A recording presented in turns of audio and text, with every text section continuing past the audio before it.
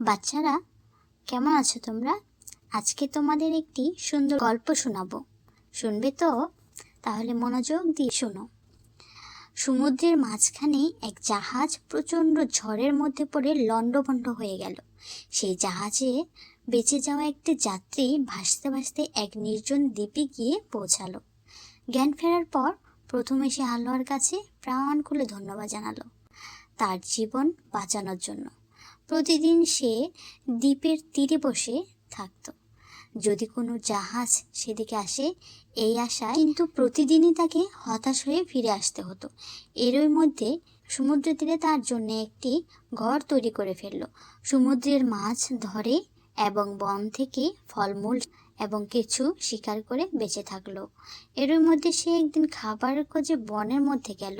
বন থেকে সে যখন ফিরে এলো তখন দেখতে পেল তার যে রান্না করা চুলা, সেই চুলা থেকে আগুন লেগে পুরো ঘরটিই ছাই হয়ে গিয়েছে এবং তার কালো ধোঁয়ায় আকাশ ভরে গিয়েছে। লোকটি চিৎকার করে উঠল, হায় আল্লাহ, তুমি আমার ভাগে এটাও রেখেছিলে। পরদিন সকালে এক জাহাজের আওয়াজে তার ঘুম ভাঙল। জাহাজটি সেই দ্বীপের দিকে তাকে উদ্ধার করার জন্যই আসছিল। সে অবাক হয়ে বলল, তোমরা কিভাবে জানলে যে আমি এখানে আটকা পড়েছি? তারা বলল, এখান থেকেই আমরা ধোঁয়া উঠতে দেখেছি, আর এই ধোঁয়ার কারণেই আমরা জানতে পেরেছি যে এখানে কেউ আছে। কোনো বিপদ সংকেত শুনেই আমরা এসেছি। সেজন্য আল্লাহ যেটা করে সেটা মানুষের মঙ্গলের জন্যই করে।